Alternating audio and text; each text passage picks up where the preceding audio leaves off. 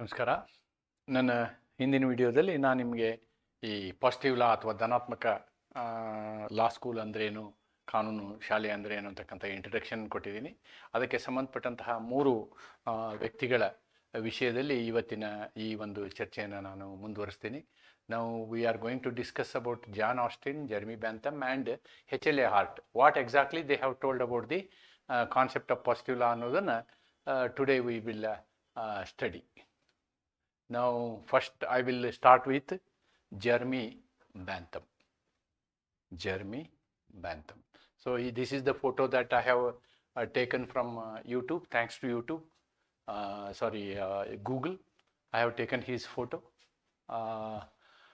Jeremy Bentham is a philosopher from England. He is a English philosopher. First, we should know that he is a English philosopher. He is also a jurist and a reformer. This word, reformer word, is very important. Jeremy Bentham was very interested in codifying the laws. That was his first thing. He wanted law should be in a structured way. Law should be in a structured way.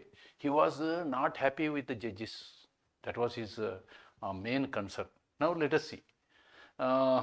He is regarded as the father of legal positivism. He is the father of legal positivism and founder of the utilitarian theory. ನಿಮಗೆ ನೋಡಿ ಪರೀಕ್ಷೆಯಲ್ಲಿ ಇದನ್ನು ಕೇಳ್ಬೋದು, utilitarian ಥಿಯರಿಯನ್ನು ಕೇಳ್ಬೋದು, of morality. He also laid foundation for the analytical school of jurisprudence. ಇವನು ಪಕ್ಕದ ಮನೆಯಲ್ಲಿ ಇದ್ದಂತೆ, ಯಾರು? John Austin. John Austin and another person comes. So Stuart Mill, J.S. Mill ಅಂತ ಹೇಳ್ತಾರೆ. So they were neighbours of John Austin. John Austin struggled. ನೋಡಿ, Jeremy ಬ್ಯಾಂಥಮ್ English ತತ್ವಜ್ಞಾನಿ, ಕಾನೂನು ತಜ್ಞರಾಗಿದ್ದರು. ಅವರನ್ನು ಪಾಸಿಟಿವ್ ಕಾನೂನು ಸ್ಕೂಲ್ನ ಸಂಸ್ಥಾಪಕರಾಗಿ ಮತ್ತು ಉಪಯುಕ್ತವಾದ ಪಿತಾಮಹ ಎಂದು ಪರಿಗಣಿಸಲಾಗುತ್ತದೆ. ಅವರ ಆಲೋಚನೆಗಳು ವಿಶ್ಲೇಷಣಾತ್ಮಕ ನ್ಯಾಯಶಾಸ್ತ್ರದ ಸ್ಕೂಲನ್ನು ಬೆನ್ನು ಹತ್ತಿದವು. ವಿಶ್ಲೇಷಣಾತ್ಮಕ ನೋಡಿ, ಎನಾಲಿಟಿಕಲ್ ಅಂತ. ವಿಶ್ಲೇಷಣಾತ್ಮಕ ಅಂದರೆ ಎನಾಲಿಟಿಕಲ್ ಶಾಲೆ. ನಾ ಮೊದಲೇ ಹೇಳಿದ್ನಲ್ವ ನಿಮಗೆ, ಈ ಧನಾತ್ಮಕ ಶಾಲೆಗೆ ವಿಶ್ಲೇಷಣಾತ್ಮಕ ಶಾಲೆನೂ ಅಂತ ಹೇಳ್ಬೋದು ನಾವು. ಅದಕ್ಕೆ ಇಂಗ್ಲೀಷ್ ಸ್ಕೂಲ್ ಅಂತಲೂ ಹೇಳ್ಬೋದು. He is also English philosopher. Okay, he lived from 1748 to 1832. So the John Austin is younger than him and almost contemporaries. ಒಟ್ಟೊಟ್ಟಿಗೆ ಒಂದೇ ಪಕ್ಕದ ಮನೇಲಿ ಇದ್ರು ಅಂತಕ್ಕಂಥದ್ದನ್ನು ನಾವು ಮಹಾಜನ್ ಪುಸ್ತಕದಲ್ಲಿ ಓದ್ತೀವಿ. We are reading it in jurisprudence of Mahajan. Okay, so that is his introduction. Now what he has done will see. Positive law theory. According to him, what is positive law theory? Main points. What are all the main points? Law is creation of a sovereign, must be distinguished from morality. He has told the same thing. Law is creation of a sovereign. ಸಾರ್ವಭೌಮ ಅಂತ ಏನು ಹೇಳ್ತೀವಿ, top. He has created the law, and law and morality are not same. Morality is different, law is different. He rejected the idea of natural law as vague and unscientific. ನೋಡಿ, ಅದು ಏನು codification ಇರಲ್ಲ, ಅದರಲ್ಲಿ abstract ಇರುತ್ತೆ, ಆದ್ದರಿಂದ ಅದು ಸರಿಯಾದದ್ದಲ್ಲ. He rejected the idea of natural law. He was against the concept of natural law. He believed in codified law. ನಾನು ಹೇಳಿದ್ನಲ್ವಾ, he is very much interested in codified law. ಯಾಕೆ ಅಂತಂದರೆ, ಕೋಡಿಫೈ ಮಾಡಿದರೆ clarity ಇರುತ್ತೆ, ಆಮೇಲೆ ಅರ್ಥ ಆಗುತ್ತೆ. ಅದರ ಮೇಲೆ ನಾವು ತರ್ಜುಮೆ ಮಾಡ್ಬೋದು, ಅನಲೈಸ್ ಮಾಡ್ಬೋದು, ಸರಿ ಯಾವುದು ತಪ್ಪು ಯಾವುದು ಅಂತ ಆರ್ಗ್ಯುಮೆಂಟ್ ಮಾಡ್ಬೋದು, ಅದನ್ನು ತಿದ್ದುಪಡಿಗೊಳಿಸ್ಬೋದು. ಅವತ್ತಿನ ಸಮಾಜಕ್ಕೆ ಅನುಗುಣವಾಗಿ ಅದನ್ನು ತಿದ್ದುಪಡಿ ಮಾಡ್ತಾ ನಾವು ಹೋಗ್ಬೋದು. ಎಂಪಸೈಸ್ಡ್ ರಿಫಾರ್ಮ್ಸ್. ನೋಡಿ, he was very much for reforms. ಈ ಕಾನೂನು ಸಮಾಜ ಬೆಳೆದಂತೆ. ಜಾರಿಂಗ್ ಅಂತ ಬರ್ತಾನೆ, ಸೋಷಿಯಲಿಸ್ಟ್ ಥಿಯರಿಯ ವ್ಯಕ್ತಿ. ಇವರೆಲ್ಲ ಏನು ಹೇಳ್ತಾರೆ ಅಂದರೆ, ಸಮಾಜ ಬದಲಾವಣೆ ಆದಂಗೆ ಕಾನೂನು ಬದಲಾವಣೆ ಆಗಬೇಕು, ಇಲ್ಲ ಅಂದರೆ ಕಾನೂನು ವೇಗ ಆಗುತ್ತಂತೆ. ಆದ್ದರಿಂದ ಆ ರೀತಿ ಬದಲಾವಣೆಯನ್ನು ಬಯಸಿದಂಥವನು. Through proper laws. ನೋಡಿ, reforms have to happen through proper laws for the benefit of the people. ಅದಕ್ಕೆ ಯುಟಿಲಿಟೇರಿಯನ್ ಥಿಯರಿ ಅಂತ ಹೇಳ್ತಾರೆ. His another concept is pleasure and pain. Let us see. ಕಾನೂನು ಎಂಬುದು ಸಾರ್ವಭೌಮನ ಸೃಷ್ಟಿ. ಇದು ನೈತಿಕತೆಯಿಂದ ವಿಭಿನ್ನವಾಗಿದೆ. ಅವರು ನೈಸರ್ಗಿಕ ಕಾನೂನನ್ನು ನಿಜವಾದ ಶಾಸ್ತ್ರೀಯ ಆಧಾರವಿಲ್ಲೆಂದು ತಿರಸ್ಕರಿಸಿದ್ದರು. ಅವರು ಸಂಹಿತೀಕರಣ ಕೋಡಿಫಿಕೇಶನ್ ಸಂಹಿತೀಕರಣ ಆದ ಕಾನೂನನ್ನು ಬೆಂಬಲಿಸಿದರು. ಯಾಕೆಂದರೆ ಅವು ಸ್ಪಷ್ಟ, ಬರವಣಿಗೆಯಾದ ಮತ್ತು ಸಮಗ್ರವಾದ ಕಾನೂನುಗಳಾಗಿರ್ತವೆ. ಜನಹಿತಕ್ಕಾಗಿ ಕಾನೂನುಗಳ ಸುಧಾರಣೆಗಳನ್ನು ಒತ್ತಿ ಹೇಳಿದರು. ಪ್ರತಿಯೊಂದು ಕಾನೂನು ಜನಹಿತಕ್ಕಾಗಿ ಸುಧಾರಣೆಗೊಳ್ಳಬೇಕು, ಒಂಥರ ಅಬ್ಸರ್ಡ್ ಆಗಿರಬಾರ್ದು ಅಂತಕ್ಕಂಥ ವಿಚಾರವನ್ನು ಏನು ಹೇಳ್ತಾನೆ ಇಲ್ಲಿ ಜೆರ್ಮಿ ಬ್ಯಾಂಥಮ್ ಹೇಳ್ತಾನೆ. The principles of Jeremy Bentham are all these things we have to know. Positive law ಬಗ್ಗೆ ಅಕಸ್ಮಾತ್ ಜೆರ್ಮಿ ಬ್ಯಾಂಥಮ್ನ ಒಂದು ಕಾನ್ಸೆಪ್ಟನ್ನು ತಗೊಳ್ಬೇಕು ಅಂತಂದ್ರೆ ನೀವು ಈ ಪಾಯಿಂಟ್ಗಳನ್ನು ಚರ್ಚೆ ಮಾಡ್ಬೋದು. ದೆನ್ ಯುಟಿಲಿಟೇರಿಯನಿಸಮ್ ಹೇಳಿದ್ನಲ್ವಾ, his theory is another very big achievement of Bentham is utilitarianism. Actually every country is using this concept. ಏನು ಹೇಳುತ್ತಿದ್ದು? The greatest happiness of the greatest number. ನೋಡಿ, ಕಾನೂನು ಹೇಗಿರಬೇಕು ಅಂತಂದ್ರೆ ಬಹುಮತದ ಜನರಿಗೆ ಅದು ಸಂತೋಷವನ್ನು ತರುವ ಹಾಗಿರಬೇಕು. ಎಲ್ಲರಲ್ಲಿಯೂ ಹೆಚ್ಚಿನ ಸಂತೋಷವನ್ನು ಉಂಟು ಮಾಡುವ ವ್ಯವಸ್ಥೆಯೇ ಸರಿಯಾದ ಕಾನೂನು. ಎಲ್ಲರಲ್ಲಿಯೂ ಹೆಚ್ಚಿನ ಸಂತೋಷವನ್ನು ಉಂಟು ಮಾಡುವ ವ್ಯವಸ್ಥೆಯೇ ಸರಿಯಾದ ಕಾನೂನು ಅಂತಕ್ಕಂಥ ವಿಷಯವನ್ನು ಜೆರ್ಮಿ ಬ್ಯಾಂಥಮ್ ತರ್ತಾರೆ.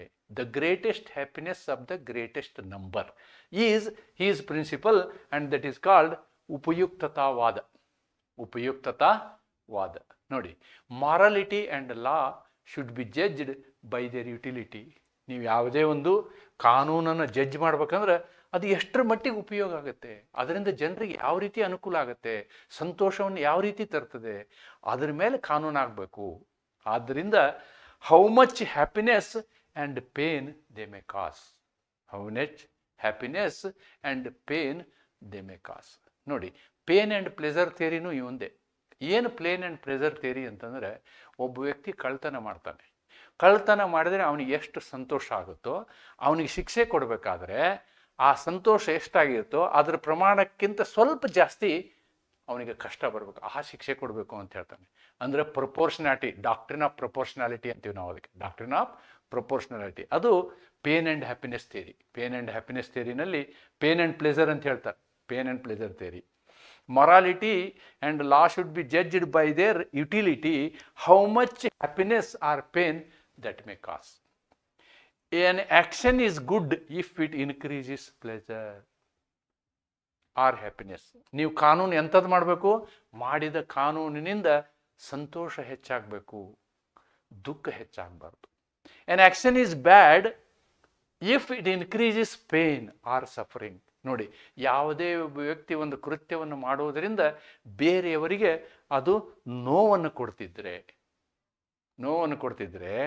ಅದು ತಪ್ಪು, ದಟ್ ಈಸ್ ರಾಂಗ್. ಯಾವುದೇ ಒಂದು ಆ್ಯಕ್ಷನ್ನಿಂದ ಅದು ಸಂತೋಷವನ್ನು ಕೊಡ್ತಿದ್ರೆ ಆ ಕೃತ್ಯ ಸರಿ. So law should be such that it promote more happiness and less pain, less suffering. That was his concept. ನೋಡಿ, ಪ್ರಮುಖ ತತ್ವಗಳು.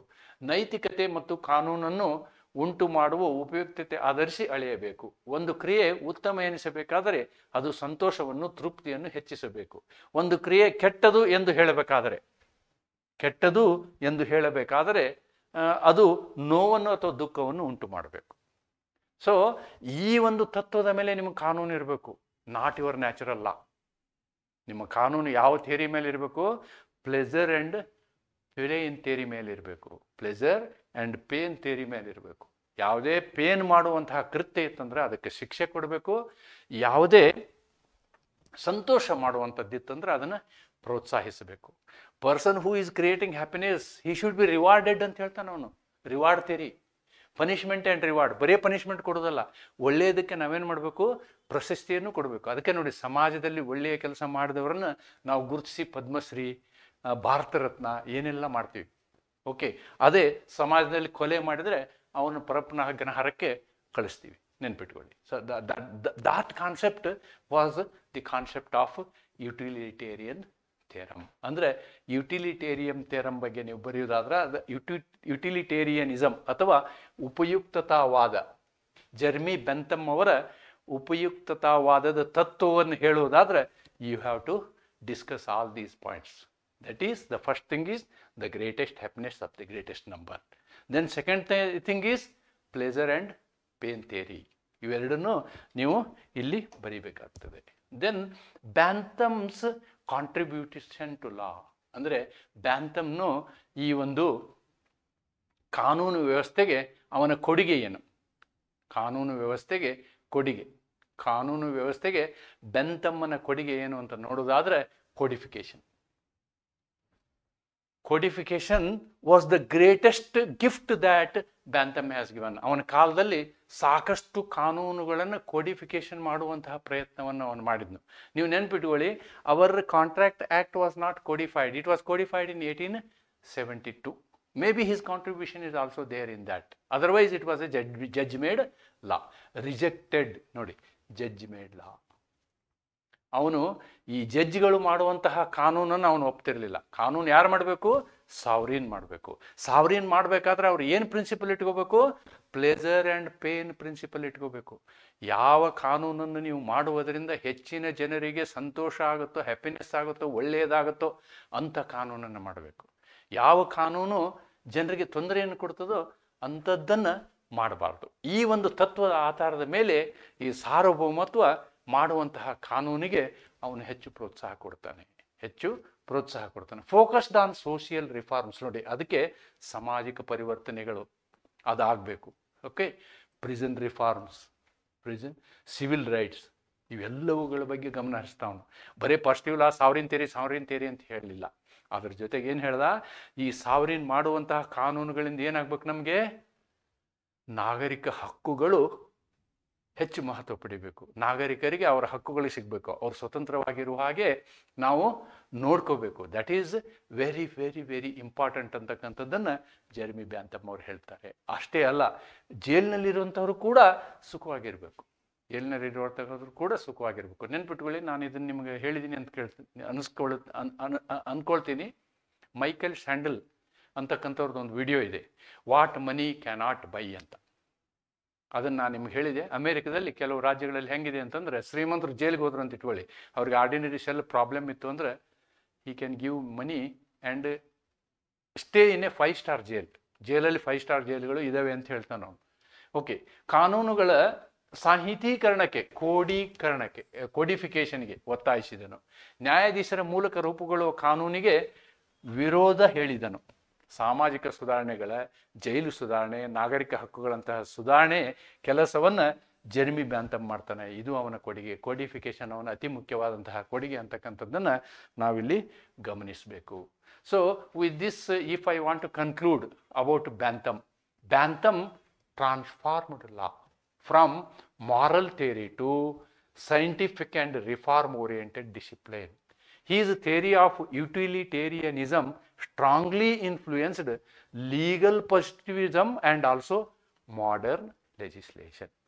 Today, we follow this concept, modern legislation. Bentham ಕಾನೂನನ್ನು ನೈತಿಕ ಸಿದ್ಧಾಂತದಿಂದ ದೂರವಿಟ್ಟು ವೈಜ್ಞಾನಿಕ ಮತ್ತು ಸುಧಾರಣಾ ಆಧಾರಿತ ವಿಭಾಗವಾಗಿ ರೂಪಿಸಿದರು. This is what is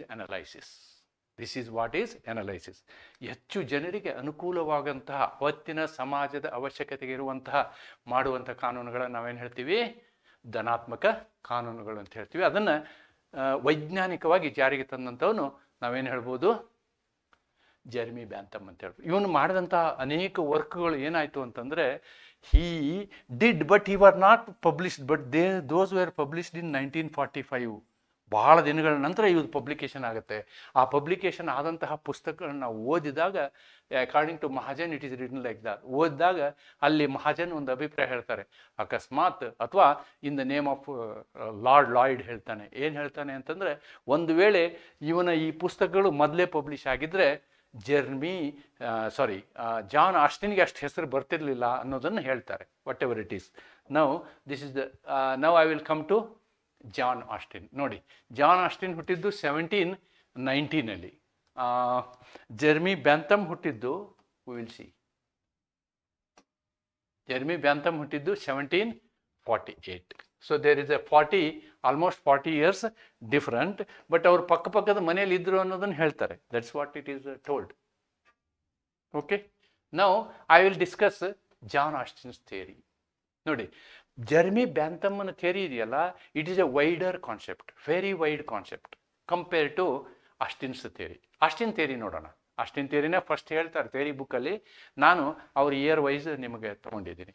okay, ಜಾನ್ ಆಸ್ಟಿನ್ ಅವರ ಪಾಸಿಟಿವ್ ಕಾನೂನು ಸಿದ್ಧಾಂತ ಏನು ಅಂತ ನೋಡೋದಾದರೆ, he was also a British legal philosopher. ನೋಡಿ, he is also British. Jeremy Bentham also British and founder of imperative theory of law. ನೋಡಿ, the word imperative came because of Austin, not because of Bentham. Why imperative? Any law which is followed by punishment is imperative. Forcible.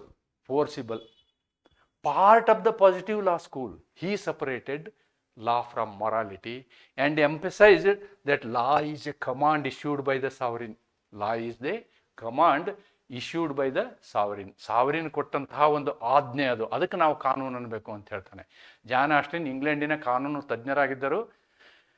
ಆಜ್ಞಾತ್ಮಕ ಕಾನೂನು ಸಿದ್ಧಾಂತದ, ನೋಡಿ, imperative ಅಂದ್ರೆ ಆಜ್ಞಾತ್ಮಕ ಕಾನೂನು ಸಿದ್ಧಾಂತದ ಸ್ಥಾಪಕರಾಗಿದ್ದರು. ಅವರು ಕಾನೂನನ್ನು ನೈತಿಕತೆಯಿಂದ ಬೇರ್ಪಡಿಸಿ ಕಾನೂನು ಎಂದರೆ ಸಾರ್ವಭೌಮ ನೀಡಿದ ಆದೇಶ, ಆಜ್ಞೆ ಎಂದು ಒತ್ತಿ ಹೇಳಿದರು. Yes, Austin's definition of law. Austin's definition of law ನೋಡಿ. ಈ ಜೆರ್ಮಿ ಬ್ಯಾಂಥಮ್ ಬಗ್ಗೆ ಇರಬೇಕಾದ್ರೆ ನಾವೇನು ಹೇಳಬೇಕು? The maximum happiness of the maximum number. That was his foundation, basis for any law. But Austin's concept is something that law is a command of the sovereign backed by sanction. Law is ಒಂದು ಕಾನೂನು ಹೆಂಗೆ ಅಂತಂದ್ರೆ ಅದು ಸಾರ್ವಭೌಮನ ಆಜ್ಞೆ ಪಾಲಿಸದೆ ಹೋದರೆ ಶಿಕ್ಷೆ. That is what is the concept of Austin's definition of law. ಕಾನೂನು ಎಂಬುದು ದಂಡನೆಯ ಬೆಂಬಲ ಹೊಂದಿದ ಸಾರ್ವಭೌಮನ ಆದೇಶವಾಗಿದೆ. So it has got 4 elements. It has got 4 elements. 1, 2, 3, 4. Let us see what are all these 4 elements. Command means, what is meant by command? What is meant by command? Law is a command, not a request. ದೊಡ್ಡವರು ಯಾರಿಗೆ ಶಕ್ತಿ ಇರುತ್ತೋ ಅವ್ರ ಕೆಳಗಿನವ್ರು ಹೇಳುವಂಥದ್ದು. ವ್ಯವಸ್ಥೆ ಹೆಂಗಿರ್ಬೇಕು ಅಂತಂದ್ರೆ, ಅವನು ಹೇಳುವಂಥವನು ಬಲಶಾಲಿ ಆಗಿರ್ಬೇಕು, ಸಾರ್ವಭೌಮನಾಗಿರ್ಬೇಕು. ಅವನು ಹೇಳಿದರೆ ಕೆಳಗಿನವ್ರು ಕೇಳದೆ ಹೋದರೆ ಶಿಕ್ಷೆ ಕೊಡುವ ಶಕ್ತಿ ಅವನಿಗಿರ್ಬೇಕು. That is what is command, not a request. Then sovereign, ನೋಡಿ, the authority which is habitually, ನೋಡಿ, ಯಾರಿಗೆ ಸಮಾಜ ಅವ್ರ ಮಾತು ಕೇಳುತ್ತೆ ಅವರು ಸಾವರಿನ್. ಯಾವುದೇ ಒಂದು ವ್ಯವಸ್ಥೆ, ಸಮಾಜ, ಅವ್ರು ಏನು ಮಾಡಬೇಕು? ಅವ್ರ ವ್ಯಕ್ತಿ ಹೇಳಿದ ಕೂಡಲೇ ಅವ್ರ ಮಾತು ಕೇಳಬೇಕು. ಆ ಯಾರ ಮಾತನ್ನು ಕೇಳ್ತಾರೋ ಅವ್ರಿಗೆ ನಾವೇನಂತೀವಿ? ಸಾವರಿನ್ ಅಂತೀವಿ. ಸಮಾಜವು ಯಾವ ಅಧಿಕಾರಿಯನ್ನು ಸಾರ್ವಭೌಮನನ್ನು ನೇಮಿತವಾಗಿ ಪಾಲಿಸುತ್ತದೆ, ಆ ಅಧಿಕಾರಿಯೇ ಸಾರ್ವಭೌಮ. ನಾವು ಯಾರಿಗೆ ಹೆದರ್ತೀವಿ? ನೋಡಿ, ಯಾವುದೋ ಒಂದು ಏರಿಯಾದಲ್ಲಿ ರೌಡಿ ಇರ್ತಾನೆ, ರೌಡಿಗೆ ಹೆದರ್ತಾರೆ ಅವರೆಲ್ಲ, ಓಣಿಯವರು, ಜಾಗದವರು. ಸೊ ಈ ಸಾವರಿನ್ ಅಕಾರ್ಡಿಂಗ್ ಟು ಆಸ್ಟಿನ್. ಯಾಕಂದ್ರೆ ಅವ್ನು ಹೇಳಿದಂಗೆ ಅವ್ರು ಕೇಳ್ತಾರೆ. For example, in some areas all these things even till today happen. In Bombay, in metro city, these things are still there. Sanction, penalty for disobedience of law. Whatever the command is given, that is law, and that law, if it is not obeyed, then there will be a penalty. ಅವನಿಗೆ ಶಿಕ್ಷೆ ಆಗ್ತದೆ. ಕಾನೂನನ್ನು ಉಲ್ಲಂಘಿಸಿದರೆ ವಿಧಿಸುವ ದಂಡನೆ. Right? Then habitual obedience. People must usually obey the sovereign. ಯಾವಾಗಲೂ ಜನರು ಏನು ಮಾಡಬೇಕು? ಸಾವರಿನನ್ನ, ಸಾರ್ವಭೌಮನ ಮಾತನ್ನು ಕೇಳಬೇಕು, ಅವರ ಆದೇಶಗಳನ್ನು ಸಹಜವಾಗಿ ಪಾಲಿಸಬೇಕು. ಅದಕ್ಕೆ ಹ್ಯಾಬಿಚುವಲ್ ಒಬಿಡಿಯನ್ಸ್. ಯಾರು ವಿರೋಧ ವ್ಯಕ್ತಪಡಿಸಲಿ, ಯಾವನ ಒಬ್ಬ ವಿರೋಧ ವ್ಯಕ್ತಪಡಿಸಿದ್ರು ಅವನಿಗೆ ಶಿಕ್ಷೆ ಕಟ್ಟಿಟ್ಟ ಬುತ್ತಿ ಅಂತಕ್ಕಂಥದ್ದನ್ನು ಆಸ್ಟಿನ್ ಹೇಳ್ತಾನೆ. That is the principle of Austin. ಅದಕ್ಕೆ ಆಸ್ಟಿನ್ ಈಸ್ ವೆರಿ ನ್ಯಾರೋ. ನಾವು ಅಕಸ್ಮಾತ್ ಇದೆಲ್ಲ ನೋಡಿದರೆ Austin is okay only with criminal law, criminal jurisprudence, not for other laws. Civil ಲಾನಲ್ಲಿ ನಾವು ದಂಡನೆ ಕೊಡೋದಿಲ್ಲ. In civil law there is no only compensation, there is no punishment. But here according to Austin, for everything there is punishment. For everything there is punishment. ಯಾಕೆ ಇವನು ಈ ಥರ ಹೇಳ್ತಾನೆ ಅಂತ ನಾವು ಏನಾದ್ರು ನೋಡೋದಾದರೆ, okay, he classifies laws in two different ways. He classifies ಅಂದರೆ ಇವನ ದೃಷ್ಟಿಯಲ್ಲಿ ಪನಿಷ್ಮೆಂಟ್ ಯಾವುದಕ್ಕಿರುತ್ತೋ ಅದು ಮಾತ್ರ ಕಾನೂನು, ಬೇರೆದು ಇವನ ದೃಷ್ಟಿಯಲ್ಲಿ ಕಾನೂನೇ ಅಲ್ಲ. ಬೇರೆದು ಇವನ ದೃಷ್ಟಿಯಲ್ಲಿ ಕಾನೂನಲ್ಲ. ಫಾರ್ ಎಕ್ಸಾಂಪಲ್ ಡಿವೈನ್ ಲಾ ಯಾವುದು? ಈ ನಾವು ದೇವ್ರನ್ನ ನಂಬ್ಕೊಂಡೇನೋ, ದೇವ್ರನ್ನ ನಂಬ್ಕೊಂಡು ದೇವರ ಆಶೋತ್ತರಗಳಿಂದ ನಾವು ನಂಬ್ಕೊಂಡು ಅದನ್ನು ಪಾಲಿಸ್ತೀವಿ ಅಂತ ಇಟ್ಕೊಳ್ಳಿ, ಅದು ಕಾನೂನೇ ಅಲ್ಲ. This is not law. This is not law according to Austin. Positive law ನೋಡಿ, positive law is the only law according to Austin. According to Austin, commands set by political superior to political inferiors. ರಾಜಕೀಯವಾಗಿ ಈಗೇನು ನಮ್ಮ BJP government ಇದೆಯಲ್ಲ, ಅದು ಹೇಳೋದು ನಾವು ಕೇಳೋದು ಇದೆ. ರಾಜಕೀಯವಾಗಿ ಸುಪೀರಿಯರ್ ಅವರು ರಾಜಕೀಯವಾಗಿ ಇನ್ಫೀರಿಯರ್ ಇರೋರ ಮೇಲೆ ಹೇಳುವಂಥ ಆಜ್ಞೆಗಳನ್ನು ನಾವು ಕಾನೂನು ಅಂತೀವಿ. ಅದಕ್ಕೆ ಅವ ಈ ಹೆಸರು ಕೊಡ್ತಾನೆ, laws properly so called. Laws properly so called. ಬೇರೆ ಯಾವುದು ಕಾನೂನೇ ಅಲ್ಲ. Laws improperly so called, they are not law according to Austin. These things are not law. This is not law. This is third one is not law according to Austin. ಏನದು? Positive morality. Positive morality ಅವ್ನು law ಅಂತ ಒಪ್ಕೊಳ್ಳೋದಿಲ್ಲ. Social rules, customs, ನಾವೇನು ಮದುವೆ ಆಗೋದು ಅಥವಾ ಒಟ್ಟಿಗೆ ಒಂದು function ಮಾಡೋದು, ಸೊ ಇಂಥ ವಿಚಾರಗಳು ಕಾನೂನಿನ ಕಟ್ಟಳೆಯಲ್ಲಿ ಬರೋದಿಲ್ಲ ಅಂತಕ್ಕಂಥದ್ದನ್ನು ಅವನು ಹೇಳ್ತಾನೆ. ದೈವಿಕ ಕಾನೂನು ಇದು ದೇವರು ನೀಡಿದ ಕಾನೂನು. ಪಾಸಿಟಿವ್ ಕಾನೂನು ನಮ್ಮ ಪ್ರಕಾರ what is positive law? Positive law is only ರಾಜಕೀಯ ಪ್ರಭುಗಳಿಂದ ಅವರ ಅಧೀನರಿಗೆ ನೀಡುವ ಆದೇಶಗಳು. This is only law. This is only law. No other thing is law except positive law ಅನ್ನೋದನ್ನು ಇವನು ಹೇಳ್ತಾನೆ. ಪಾಸಿಟಿವ್ ನೈತಿಕತೆ, ಸಮಾಜದ ರೂಢಿಗಳು, ಇದು ನಿಜವಾದ ಕಾನೂನು ಅಲ್ಲ. ಇದು ಕೂಡ ನಿಜವಾದ ಕಾನೂನು ಅಲ್ಲ, ಪಾಸಿಟಿವ್ ಕಾನೂನು ಅಲ್ಲ ಅಂತಕ್ಕಂಥದ್ದನ್ನು ನಾವಿಲ್ಲಿ ನೋಡಬೇಕು. This is the concept. That is why Austin's concept is very narrow. It can be applied to only criminal law, not for any other laws that are available in the civilised society. ಅದಕ್ಕೆ ಇವನು criticise ಮಾಡ್ತಾರೆ. ಇವನು ಯಾಕೆ criticise ಮಾಡ್ತಾರೆ ಅಂದರೆ, for point number 1, ignores morality and justice. Ignores morality and justice. Doesn't apply well to constitutional or democratic societies. ನೋಡಿ, ನಮ್ಮ ಈ ವ್ಯವಸ್ಥೆಗೆ, ಸಂವಿಧಾನಾತ್ಮಕ ಪ್ರಜಾಸತ್ತಾತ್ಮಕ ವ್ಯವಸ್ಥೆಗೆ ಇವನ ಕಾನೂನು 100% ಅಪ್ಲೈ ಮಾಡೋಕ್ಕಾಗಲ್ಲ. Fails to explain customary law. ನಮ್ಮಲ್ಲಿರ್ತಕ್ಕಂಥ ಉಳಿದ civil law, contract law, Hindu marriage act, ಉಳಿದು ಏನಿದಾವೆ, ಬೇರೆ ಏನು ಕಾನೂನು ಇದ್ದಾವೆ, so many laws are there. ಅದು ಯಾವುದಕ್ಕೂ ಇವನ ಥಿಯರಿ ಅಪ್ಲೈ ಆಗೋದಿಲ್ಲ. Inapplicable in international law also. He doesn't believe in international law. ಅದನ್ನು ಬರಿತಾನೆ ಅವನು. International law is not a law at all ಅಂತ ಹೇಳ್ತಾನೆ. ಯಾಕೆ ಅಂದರೆ ಇಂಟರ್ನ್ಯಾಷನಲ್ ಲಾನಲ್ಲಿ ಪನಿಷ್ಮೆಂಟ್ ಕೊಡೋರು ಯಾರೂ ಇಲ್ಲ. Who is sovereign for international things? Nobody is sovereign. There is no punishment, there for it is not a law ಅಂತ ಹೇಳ್ತಾನೆ. To some extent in the present scenario, like our Ukraine war or Hamas war, it is true also, right? ನೈತಿಕತೆ ಮತ್ತು ನ್ಯಾಯವನ್ನು ಅವಗಣಿಸುತ್ತಾನೆ. ಪ್ರಜಾಪ್ರಭುತ್ವ ವ್ಯವಸ್ಥೆಗಳಲ್ಲಿ ಇಂತಹ ಆಸ್ಟಿನ್ನ ತತ್ವ ಅನ್ವಯಿಸುವುದಿಲ್ಲ. ರೂಢಿ ಅಥವಾ ಆಚರಣೆಗಳನ್ನು ವಿವರಣೆ ಮಾಡುವಲ್ಲಿ ಈ ಒಂದು ವ್ಯವಸ್ಥೆ ಅಥವಾ ಆಸ್ಟಿನ್ನ ಥಿಯರಿ, ಕಮಾಂಡ್ ಥಿಯರಿ ನಮಗೇನಾಗುತ್ತೆ? ಉಪಯೋಗ ಆಗೋದಿಲ್ಲ. ಅಂತಾರಾಷ್ಟ್ರೀಯ ಕಾನೂನಿಗೆ ಅಪ್ಲೈ ಆಗೋದಿಲ್ಲ. ನೋಡಿ, ಪರೀಕ್ಷೆಯಲ್ಲಿ ನಾನು ನೋಡಿದಂತಹ ಪ್ರಶ್ನೆ ಏನಂದರೆ, explain command theory of Austin ಅಂತ ಕೇಳಿದರೆ ನೀವು I think all these things you have to write. Conclusion: John Austin laid the foundation for modern legal positivism. His idea of law as a command of the sovereign helped distinguish rules from moral and social norms. And we can write one more thing. Austin's theory, Austin's command theory can be applied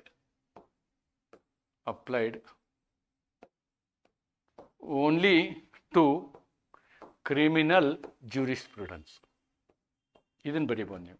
ಕೇವಲ ದಂಡನೀಯ ಅಪರಾಧಗಳಿಗೆ ನಾವು ಆಸ್ಟಿನ್ನ command ಥಿಯರಿಯನ್ನು ಉಪಯೋಗಿಸಬಹುದು. John Austin ಅವರು ಆಧುನಿಕ positive ಕಾನೂನು ಚಿಂತನೆಯನ್ನು ಬೆನ್ನು ಹತ್ತಿದರು. ಸಾರ್ವಭೌಮನ ಆದೇಶವೆಂದು ಪರಿಗಣಿಸುವುದರಿಂದ ಕಾನೂನು ನೈತಿಕ ಮತ್ತು ನಿಯಮಗಳ ನಡುವಿನ ವ್ಯತ್ಯಾಸವನ್ನು ಸ್ಪಷ್ಟಗೊಳಿಸಿದರು. He has only told he made a difference between moral and positive law. Moral law is different, positive law is different. ಎಲ್ಲಿ ಅವರು ಬೇರ್ಪಡಿಸಿದರು? Here he said this is the division, this is the division. What is positive law, what is moral law. ಅದಕ್ಕೆ ಅವನೇನಂತಾನೆ, positive law is law properly so called, moral law is law improperly so called ಅಂತಕ್ಕಂಥ ಹೆಸರನ್ನು ಕೊಡ್ತಾನೆ. These two names he is going to give. This is about John Austin. And ಕೊನೆಗೆ ನಾವು ಚರ್ಚೆ ಮಾಡುವಂಥದ್ದು HLA heart. ನೋಡಿ, ಹಿ ಈಸ್ 1992 ತನಕ ಇದ್ದ ಇವನು. He was there. ಜಸ್ಟ್ ಒಂದು 25 ವರ್ಷದ ಹಿಂದೆ ತೀರಿ ಹೋಗಿದ್ದಾನೆ, 25-30 ವರ್ಷದಿಂದ. HLA ಹಾರ್ಟ್ ಪುಸ್ತಕದಲ್ಲಿ ನಿಮಗೆ ಈ ಎಂಡ್ ಡೇಟ್ ಸಿಗೋದಲ್ಲ ಹಾರ್ಟ್ ಅಂದು. Only you will find this date in some old books.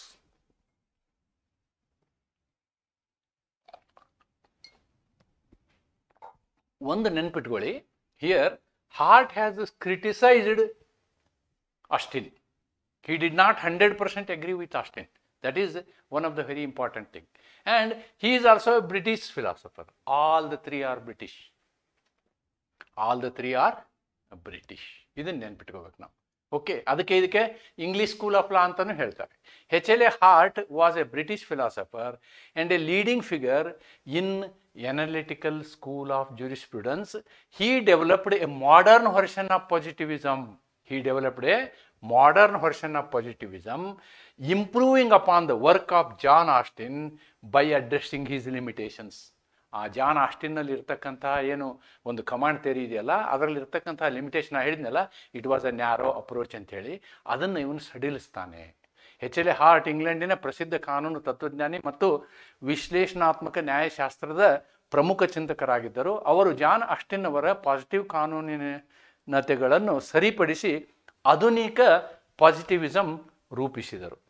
ಅದಕ್ಕೆ ಇವನ್ ಪುಸ್ತಕ ಇದೆ ನೋಡಿ, contribution, the concept of law 1961. The concept of law 1961 is the book written by him. The others also have written book. I have not taken into consideration of all those things because theoretically ಅವರ theory ಮಾತ್ರ ನಮಗೆ important ಆಗ್ತವೆ. ಅದಕ್ಕೆ ಈ ಡಿಫರೆನ್ಸನ್ನು ಏನೇನು ಇವನು criticise ಮಾಡ್ದ ಅನ್ನೋದನ್ನು ನಾ ಇಲ್ಲಿ ತರ್ಜುಮೆ ಮಾಡಿದ್ದೀನಿ.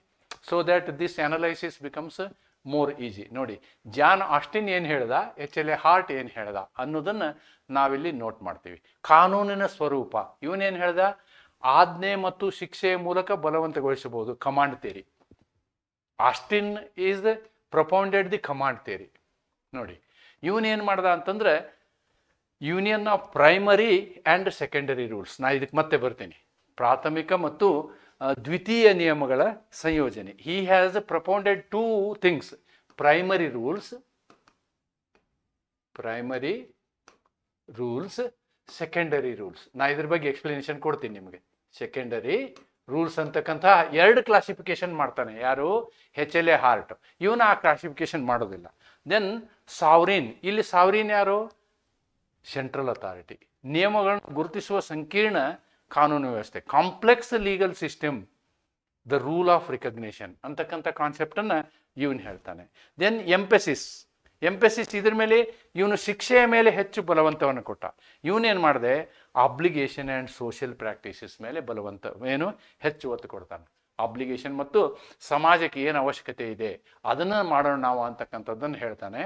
ಅಂದರೆ ಇದರಲ್ಲಿ ಇದ್ದಂತಹ ಏನು ನ್ಯೂನ್ಯತೆ ಇರ್ತದಲ್ಲ, ಆ ನ್ಯೂನ್ಯತೆಗಳನ್ನು ಇವನು ಸರಿಪಡಿಸ್ತಾನೆ. ಹೆಂಗೆ ಸರಿಪಡಿಸ್ತಾನೆ ಅನ್ನೋದನ್ನು ನಾವು ಮುಂದೆ ನೋಡೋಣ. Main elements of Hart's theory. Hart's ಥಿಯರಿಯ ಮೇನ್ ಎಲಿಮೆಂಟ್ಗಳೇನು ನೋಡಿ, ಪ್ರೈಮರಿ ರೂಲ್ಸ್. ನಾ ಇಲ್ಲೇ ಪ್ರೈಮರಿ ರೂಲ್ಸ್ ಅಂದ್ರೆ ಏನು ಹೇಳಿಬಿಡ್ತೀನಿ. ಪ್ರಿಮಿಟಿವ್ ಸೊಸೈಟಿ ಅಂತಾರೆ, ಅದನ್ನ ನೆನ್ಪಿಟ್ಕೋಬೇಕು ನಾವು. ಪ್ರಿಮಿಟಿವ್ ಸೊಸೈಟಿ, ಇದನ್ನ ಅವನು ಪ್ರೈಮರಿ ರೂಲ್ ಅಂತ ಹೇಳ್ದ. ಏನು ಹಂಗಾರೆ ಪ್ರಿಮಿಟಿವ್ ಸೊಸೈಟಿ ಅಂದ್ರೆ ಅನ್ನೋದನ್ನ ನಾವು ಫಸ್ಟ್ ಅನಲೈಸ್ ಮಾಡಬೇಕು. ಅಜ್ಯೂಮ್ ಮಾಡಿ ನಮ್ದೊಂದು ಸಮಾಜ ಬೆಳೀತು, ಇನ್ನು ರಾಜ್ಯ ಗೀಜ್ಯ ಈ ವ್ಯವಸ್ಥೆ ಯಾವುದು ಬಂದಿರಲಿಲ್ಲ ಅಂತ ಇಟ್ಕೊಳ್ಳಿ. ಅವತ್ತು ಸಮಾಜದಲ್ಲಿ ನಾವು ಒಟ್ಟುಗೂಡಿ ಗುಂಪುಗಳಲ್ಲಿ ನಾವು ಬದುಕ್ತಿದ್ವಿ ತಾನೆ. ಆ ಗುಂಪುಗೂಡಿ ಬದುಕುವಂತಹ ಸಂದರ್ಭದಲ್ಲಿ ಇರತಕ್ಕಂತಹ ನಿಯಮಗಳನ್ನು ಅವನೇನು ಹೇಳ್ದ ಅಂತಂದ್ರೆ ಪ್ರೈಮರಿ ರೂಲ್ಸ್, ಪ್ರಾಥಮಿಕ ನಿಯಮಗಳು ಅಂತ ಹೇಳ್ದ. ಪ್ರಾಥಮಿಕ ನಿಯಮಗಳು, ಈ ಪ್ರಾಥಮಿಕ ನಿಯಮಗಳು ಲಿಖಿತವಾಗಿಲ್ಲ, ಅವು ಕಾಂಕ್ರೀಟ್ ಇಲ್ಲ, ಕ್ಲಿಯರ್ ಇಲ್ಲ. ಈಗ ಒಂದು ಸಮಾಜ ಇದೆ ಅಂತ ಇಟ್ಕೊಳ್ಳಿ, ಸಮಾಜದಲ್ಲಿ ಒಂದು ರೂಢಿ ನಡವಳಿಕೆ. ಕೆಲವು ಕಡೆ ನೋಡಿ, ಈಗ ಒಬ್ಬ ಗಂಡು ಮಗ 4 ಜನ ಮದುವೆ ಆಗ್ತಾನೆ, 5 ಜನ ಮದುವೆ ಆಗ್ತಾನೆ. ಅಂಥ ಸಂದರ್ಭಗಳನ್ನ ನಾವು ನಾರ್ತ್ ಈಸ್ಟ್ ಇದರಲ್ಲಿ ನೋಡ್ತೀವಿ. ಇಲ್ಲಿ ಆ ಥರ ಇಲ್ಲ, ಒಬ್ಬನೇ ಮದುವೆ ಆಗ್ತಾರೆ. ಅಥವಾ ಇನ್ನೊಬ್ಬರಿಗೆ ಹಿಂಸೆ ಕೊಡಬಾರ್ದು, ಹಿರಿಯರಿಗೆ ಬೆಲೆ ಕೊಡಬೇಕು. ಇವೆಲ್ಲ ಸಮಾಜದ ನಿಯಮಗಳು. ಇವುಗಳನ್ನು ಅವನು ಏನು ಗುರುತಿಸ್ತಾ ಅಂತಂದರೆ ಪ್ರೈಮರಿ ರೂಲ್ಸ್ ಅಂತ ಗುರುತಿಸ್ತಾ. ಅದಕ್ಕೆ ಪ್ರಿಮಿಟಿವ್ ಸೊಸೈಟಿಯ ಸಂದರ್ಭದಲ್ಲಿ ಇರ್ತಕ್ಕಂತಹ ಏನು ಸಮಾಜ ಪಾಲಿಸ್ತಿತ್ತಲ್ಲ, ಅದನ್ನು ಪ್ರೈಮರಿ ರೂಲ್ ಹೇಳ್ದ. ಇದು ಕರ್ಮ ಅಥವಾ ಕರ್ತವ್ಯಗಳನ್ನು ವಿಧಿಸುವ ನಿಯಮಗಳು. ಉದಾಹರಣೆ, ಕಳವು ಮಾಡಬೇಡಿ, ತೆರಿಗೆ ಭರಿಸಿರಿ, ಇಂಥವು. ಇವುಗಳಿಗೆ ಏನಂದವನು ಪ್ರೈಮರಿ ರೂಲ್ಸ್ ಅಂದ. They impose duties and obligations. ಒಬ್ಬ ವ್ಯಕ್ತಿ ಏನು ಮಾಡಬೇಕು, ಅವನ ಬಾಧ್ಯತೆಗಳು ಏನು ಅನ್ನೋದು ನೀವು ಹೇಳ್ತೇವೆ. ಅದು ಪ್ರಿಮಿಟಿವ್ ಸೊಸೈಟಿಯಲ್ಲಿ ಇದ್ದಂಥ ಸ್ಥಿತಿಗತಿ. Then what is the secondary rules? Rules about rules. ಅಂದರೆ ಇಲ್ಲಿ ಏನಿದೆಯಲ್ಲ, ಇದು ಹೆಂಗೆ ಸಾಧಿಸಬೇಕು ಅನ್ನೋದನ್ನು ನೀವು ಬರೀತಿರಲ್ಲ, that is what is rules. Rules about rules. They empower institutions to create, modify and adjudicate laws. ನೋಡಿ, ಈ ಸೆಕೆಂಡರಿ ರೂಲ್ಸ್ ಏನು ಹೇಳ್ತೇವೆ ಅಂದರೆ, they will create laws, they will create law enforcing authority. For example, police, law interpreting authority like judiciary. ಇವೆಲ್ಲ ಏನಾಗ್ತವೆ ಅಂದರೆ, ಈ ವ್ಯವಸ್ಥೆ ಇದೆಯಲ್ಲ, ಈ ವ್ಯವಸ್ಥೆ ಅದರಲ್ಲಿ ಬರುತ್ತೆ ರೂಲ್ಸ್ ಅಬೌಟ್ ರೂಲ್ಸ್ ಅಥವಾ ಸೆಕೆಂಡರಿ ರೂಲ್ಸಲ್ಲಿ ಇವೆಲ್ಲ ಬರ್ತವೆ. ಈ ರೀತಿಯಾದಂತಹ ಕ್ಲಾಸಿಫಿಕೇಶನ್ ಮಾಡ್ತಾನೆ ಅವನು. He will do these modern classifications.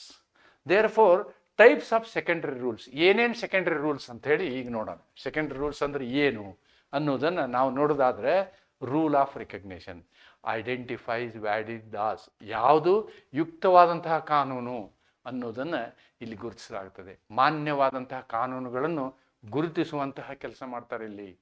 Then rule of change. ಒಂದು ವೇಳೆ ಈ ಕಾನೂನಿಗೆ ನಮಗೆ ಮಾರ್ಪಾಡು ಬೇಕಿದೆ ಅಂತಂದರೆ ಅಂಥ ಮಾರ್ಪಾಡನ್ನು ಮಾಡುವಂತಹ ವ್ಯವಸ್ಥೆ ಇರ್ತದೆ. ಕಾನೂನನ್ನು ಬದಲಾಯಿಸುವ ಅವಕಾಶ. ವಕಫ್ ಕಾನೂನು, ಸಿಟಿಜನ್ ಅಮೆಂಡ್ಮೆಂಟ್ ಕಾನೂನು, ನಾವು ಬದಲಾವಣೆಗಳನ್ನು ಮಾಡ್ತೀವಿ. ಅಥವಾ ಸಂವಿಧಾನದ ತಿದ್ದುಪಡಿ, ಇವೆಲ್ಲ ಸಮಾಜ ಬದಲಾವಣೆಗೆ ಬದಲಾಗ್ತವೆ, ಅದಕ್ಕೆ ಅವಕಾಶ. Rule of adjudication. Rule of adjudication ಅಂದರೆ, ಒಂದು ಕಾನೂನು ಆದಮೇಲೆ ಆ ಕಾನೂನು ಸರಿ ಇದೆಯೋ ತಪ್ಪಿದೆಯೋ ಅದನ್ನು ವ್ಯಾಖ್ಯಾನವನ್ನು ಮಾಡಬೇಕಲ್ವಾ, ಜುಡಿಷಿಯರಿ. ನಾ ಹೇಳಿದ್ನಲ್ಲ, I have told you here, these are the things. Rule, police authority, judiciary, law, all these things they are ಹಿವೆಲ್. Empowers courts to decide disputes. Empower courts to decide. ನ್ಯಾಯಾಲಯಕ್ಕೆ ತೀರ್ಮಾನ ಮಾಡುವಂತಹ ಅಧಿಕಾರ ನೀಡುವಂತಹ ನಿಯಮ. ಇವೆಲ್ಲವುಗಳನ್ನು ನಾವೇನು ಹೇಳ್ಬೋದು, ದ್ವಿತೀಯ ಸೆಕೆಂಡರಿ ರೂಲ್ಸ್ ಅಂತಕ್ಕಂಥದ್ದನ್ನು ನಾವು ಹೇಳ್ಬೋದು. What are all secondary rules. Secondary ರೂಲ್ಸ್ಗೆ ನೀವು ಕನ್ನಡದಲ್ಲಿ ನಾವೇನು ಹೇಳಿದೀವಿ ಇದಕ್ಕಂದ್ರೆ ದ್ವಿತೀಯ ನಿಯಮಗಳು ಅಂತೇನು ಹೇಳಿದೀವಿ, ಅವು ಯಾವುವು ಅನ್ನೋದನ್ನು ನಾನಿಲ್ಲಿ ನಿಮಗೆ ಟೇಬಲ್ ಮಾಡಿದ್ದೀನಿ. ಸೊ ಫೀಚರ್ಸ್, ಹಾರ್ಟ್ಸ್ ಫೀಚರ್ ನೋಡಿ, separation of law and morality, ಅದು ಕಂಟಿನ್ಯೂ ಆಗಿದೆ, it is continued. Next here we have got 1, 2, 3, okay, then 4, 5, 6, 7. These are the 7 things that we can visualize from hearts. Separation of law and morality. ಇವನು ಕೂಡ ಕಾನೂನನ್ನು ಮತ್ತು ನೈತಿಕತೆಯನ್ನು ಬದಲಾಯಿಸ್ತಾನೆ. ಕಾನೂನು ಮತ್ತು ನೈತಿಕತೆಯ ವಿಭಜನೆ. Focus is on legal system, not sovereign. ನೋಡಿ, here his main aim was not on sovereign. Complete system. For example, if we talk about India, if we talk only sovereign, then criminal law, Austin is okay, over. He is not applicable to civil law, contract law, or any other banking law. Whatever the law you are studying, ಅದಕ್ಕೆ ಸಂಬಂಧ ಬರೋದಿಲ್ಲ. But ಇವನು ಹಂಗಲ್ಲ. He has focused completely on the entire structure of law. ಲಾ ಹೇಗಿರಬೇಕು, ಯಾವ್ಯಾವ ಕಾನೂನುಗಳು ಹೇಗಿರಬೇಕು, ಬರೀ ಸಾವರಿನ್ ಮೇಲೆ ಫೋಕಸ್ ಮಾಡಲಿಲ್ಲ. ರೈಟ್, ಕಾನೂನು ವ್ಯವಸ್ಥೆಯ ಮೇಲೆ ಹೆಚ್ಚು ಕೇಂದ್ರೀಕರಣವನ್ನು ಮಾಡಿದ. ಇಂಟರ್ನಲ್ ಆ್ಯಂಡ್ ಎಕ್ಸ್ಟರ್ನಲ್ ಪರ್ಸ್ಪೆಕ್ಟಿವ್ಸ್, ಅಂತರಂಗ ಮತ್ತು ಬಹಿರಂಗದ ನೋಟಗಳು. ಅಂದರೆ ಹೌ ದ ಲಾ ಆ್ಯಕ್ಟ್ಸ್, ಅದು ಎಲ್ಲರ ಮೇಲೆ ಪರಿಣಾಮ ಹೆಂಗೆ ಬೀಳುತ್ತೆ, ಹೊರಗಿನ ಪರಿಣಾಮ ಏನು, ವ್ಯಕ್ತಿಗತ ಪರಿಣಾಮ ಏನು ಅಂತಕ್ಕಂಥದ್ದನ್ನು ಇವನು ನೋಡ್ದ. ಇಲ್ಲಿ ಎಲ್ಲದಕ್ಕಿಂತ ಹೆಚ್ಚು ಅವನು ಏನು ಮಾಡ್ದ ಅಂದರೆ ಸಮಾಜಕ್ಕೆ ಮಹತ್ವ ಕೊಟ್ಟ. ಸಾಮಾಜಿಕ ಅಭ್ಯಾಸಗಳಿಗೆ ಮಹತ್ವ, social practice. Law should develop according to society. Jhering ಅಂತ ಬರ್ತಾನೆ, ಸೋಷಿಯಾಲಜಿಕಲ್ ಥಿಯರಿಯಲ್ಲಿ ಬರುತ್ತೆ. ಅದನ್ನು ಇವನು ಎಚ್.ಎಲ್.ಎ. ಹಾರ್ಟ್ ಕೂಡ ಇಲ್ಲಿ ಎಂಪೆಸಿಸ್ ಮಾಡ್ತಾನೆ. ಇವನ ಕ್ರಿಟಿಸಿಸಮನ್ನು ನಾವು ನೋಡೋದಾದರೆ, ಕ್ರಿಟಿಸಿಸಮ್ ಆನ್ ಹಾರ್ಟ್ಸ್ ಥಿಯರಿ ನಾವು ನೋಡೋದಾದ್ರೆ, difficult to apply in societies with unwritten or customary law. ನೋಡಿ, ಇಲ್ಲಿ ಕಸ್ಟಮರಿ ಲಾಗೆ ಇದು ಅಪ್ಲೈ ಆಗಲ್ಲ. ಕಸ್ಟಮರಿ ಲಾ ಬಿಟ್ಟರೆ ಕೋಡಿಫೈಡ್ ಲಾನಲ್ಲಿ it is fine. Ignores the role of morality in extreme cases. See Nazi law ಅಂದರೆ extreme ಸಂದರ್ಭದಲ್ಲಿ ನೀವು ಮಾರಾಲಿಟಿ ಬೇಕೇ ಬೇಕಾಗುತ್ತೆ ಅಂತಕ್ಕಂಥದ್ದನ್ನು ನಾವಿಲ್ಲಿ ಗಮನಿಸಬೇಕು. ಮಾರಾಲಿಟಿ ಇಲ್ಲದೆ ಕಾನೂನು ಇರಬಾರ್ದು. ಅದಕ್ಕೆ ಮಾರಾಲಿಟಿ ಸಪ್ರೇಟ್ ಮಾಡೋದನ್ನು ಒಂದು ಬಿಟ್ಟರೆ ಅದರ್ವೈಸ್ ದಿಸ್ ಈಸ್ ಓಕೆ. ಕಾನೂನು ಬರವಣಿಗೆ ಇಲ್ಲದ ಅಥವಾ ರೂಢಿಯ ಆಧೀನದಲ್ಲಿರುವ ಸಮಾಜಗಳಲ್ಲಿ where only custom is there, ಇದು ಅಪ್ಲಿಕೇಬಲ್ ಆಗೋದಿಲ್ಲ. ಇನ್ನೊಂದು ಎರಡನೇ ಸಂದರ್ಭ ಏನಂತಂದ್ರೆ ನೈತಿಕತೆಯನ್ನು ಬಿಟ್ಟು ನಾವು ಕಾನೂನು ಮಾಡೋಕ್ಕಾಗಲ್ಲ. ಆ ರೀತಿ ಮಾಡಿದರೆ ಅದು ನಾಜಿ ಕಾನೂನು ಆಗುತ್ತೆ. ನಾಜಿ ಕಾನೂನು ಅಂದರೆ ಏನು ಅಂತ ಹೇಳಿ ನೀವು ನೆನಪಿಸ್ಕೋಬೇಕು ಅಂತಂದರೆ, ಹಿಟ್ಲರ್ನ ಕಾಲದಲ್ಲಿ ಜೀವ್ಸ್ಗಳನ್ನು ಹುಡುಕಿ ಸಾಯಿಸಿದ್ರು ಅವರು. ಹುಡುಕಿ ಎಲ್ಲ ಸಾವಿರಾರು ಜನ ಒಂದು ಕೋಣೆಯಲ್ಲಿ ಹಾಕೋದು, ಪಾಯ್ಸನ್ ಗ್ಯಾಸ್ ಬಿಡೋದು, ಜೆನೋಸೈಡ್ ಮಾಡಿದ್ರು ಅವರು. ಅದೇ ಜೆನೋಸೈಡ್ ಇವತ್ತು ಅದೇ ನಾಜಿಗಳು ಜೀವ್ಸ್ಗಳು ಹಮಾಸ್ ಮೇಲೆ ಮಾಡ್ತಾ ಇದ್ದಾರೆ. Same thing we can say here. Criticism of Hart's theory. So the conclusion, H.L.A. Hart gave a more realistic and flexible. Yes, among the three, this is better. Except morality, this concept is good. By combining rules, institution and practices, he made legal positivism suitable for modern constitutional democracies. Very important. ಹಾರ್ಟ್ನ ವ್ಯವಸ್ಥೆ ನಮಗೇನೆಂದರೆ, ಇವಾಗೇನು ನಾವು ಆಧುನಿಕ ವ್ಯವಸ್ಥೆಯಲ್ಲಿ ನಾವು ಸಂವಿಧಾನ ಪದ್ಧತಿ, ಪ್ರಜಾಪ್ರಭುತ್ವ ಪದ್ಧತಿಯನ್ನು ಏನು ಅನುಸರಿಸ್ತೀವಿ, ಅದಕ್ಕೆ ಮೋಸ್ಟ್ ಸೂಟಬಲ್ ಅಂತ ಹೇಳೋದಾದರೆ ಪಾಸಿಟಿವ್ ಲಾನಲ್ಲಿ ಹಾರ್ಟ್ಸ್ ಕಾನ್ಸೆಪ್ಟ್ ಅಂತ ಹೇಳ್ಬೋದು. ಸೊ ಈ ಮೂರು ನ್ಯಾಯತಂತ್ರಜ್ಞರ ವಿವರವನ್ನು ನಾನು ನಿಮಗೆ ಕೊಟ್ಟಿದ್ದೀನಿ. The 3 peoples I have discussed here is 1 Jeremy Bentham, utilitarian theory, pleasure and pain theory. Then John Austin, command theory. Third one is H.L.A. Hart. Secondary and primary rules, H.L.A. Hart. So ಈ ಮೂರು ಏನು ನ್ಯಾಯತಂತ್ರಜ್ಞರಿದ್ದಾರೆ, ಶಾಸ್ತ್ರಜ್ಞರಿದ್ದಾರೆ, ಈ ಮೂರರ ಬಗ್ಗೆ ನೀವು ಬರೀಬೇಕಾಗುತ್ತೆ. ಮೂವರು ಕೂಡ ಇಂಗ್ಲೆಂಡ್ನವರೇ ಆಗಿರೋದ್ರಿಂದ ನಾವೇನು ಮಾಡ್ತೀವಿ ಅಂತಂದರೆ, ಈ ಪಾಸಿಟಿವ್ ಲಾ ಸ್ಕೂಲನ್ನು 4 ಹೆಸರಿಂದ ಕರಿತೀವಿ.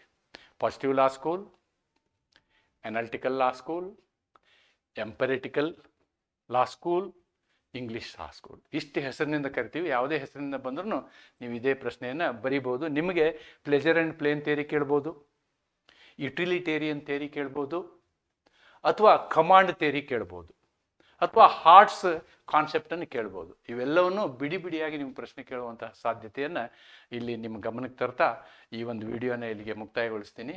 So with this I am concluding this video. And ನಾನು ಏನು ಮಾಡಿದ್ದೀನಿ ಅಂತಂದರೆ, ನ್ಯಾಚುರಲ್ ನಾನು ತುಂಬ ವಾಸ್ಟಾಗಿ ಹೇಳಿದ್ದೀನಿ. ಯಾಕಂದರೆ I wanted to create a base for jurisprudence. ಅದಕ್ಕೆ ನಾನು ವಾಸ್ಟಾಗಿ ಹೇಳಿದ್ದೀನಿ.